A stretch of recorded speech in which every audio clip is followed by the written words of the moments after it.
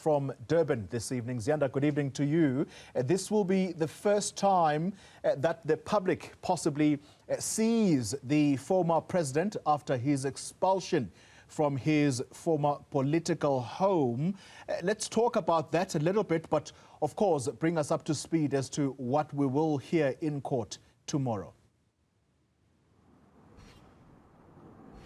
Yeah, so let me start with the court aspect, Xoli. You'll remember that in April, this very court that I'm standing in front of dismissed the ANC's appeal to actually have the MK party change its name, emblem and logo, citing and using Section 34(1) of the Trademarks Act. At the time, they'd argued that this would cause voter confusion, and this was the basis upon which then the judge dismissed the matter, saying that, well, if you compare the uMkhonto Sizwe logo to that of the ANC as it will appear on the ballot, there's no confusion because there are no similarities. However, the ANC contends that this logo belongs to the heritage of the liberation movement. And let's just listen into what one analyst has to say in terms of the kinds of arguments then that the ANC will have to make in order to be granted that leave to appeal at the Supreme Court. When we now go for appeal, we cannot introduce new evidence. We cannot introduce, new facts. You will have to ride on what you put across at the court, in this case being the High Court, which had this matter. And you look at the issues of confusing similarities. The ANC was very thin. Even before we got to the merits, there were issues of agency, there were issues of locus standi, there were issues of jurisdiction, which they could not, argue successfully. That court had to sit at that time on an urgent basis and resolve this issue.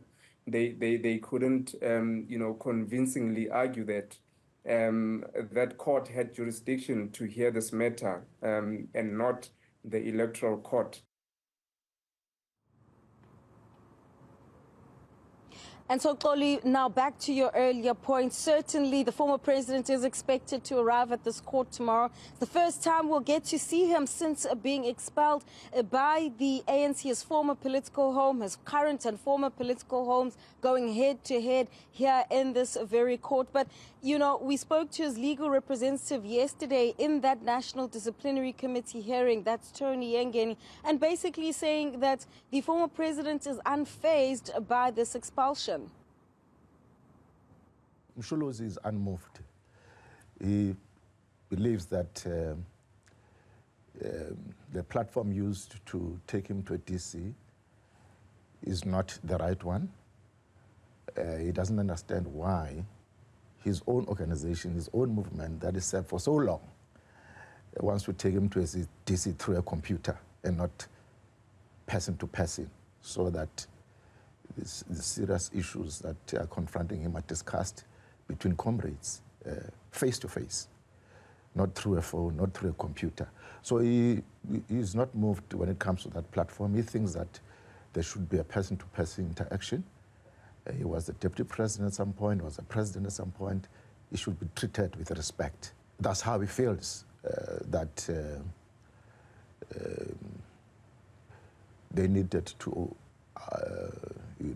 acknowledge his contribution to the struggle for liberation and to the ANC, and deal with him in a proper family way, a family manner, than to treat him like a Malala pipe of some sort.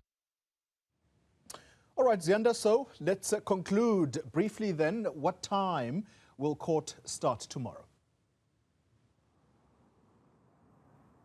We're expecting proceedings to start at around 9:30 tomorrow morning, and there will be oral arguments that are made from both sides, primarily from the ANC, as they are the applicants in this matter. In their arguments, Xoli, they're going to have to firstly outline why they believe an appeal will have reasonable prospects of success.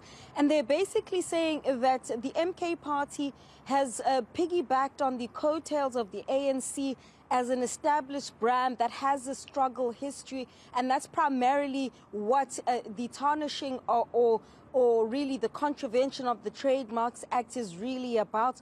On the other hand, the MK party is arguing that, well, this matter, for all intents and purposes, is now moot because the May 29th polls have come and gone. But they're also saying that if you look at the basis upon which this court dismissed this court matter on the 22nd of April earlier this year, it was on the basis of urgency, jurisdiction, and locus standi. Now, if you just look at the urgency aspect which this court dismissed, the appealability just on a basic level of law is actually applicable, that you shouldn't even be able to appeal it. But also, this is now fundamentally an academic exercise, and that the ANC has now pivoted away from its initial arguments about voter confusion.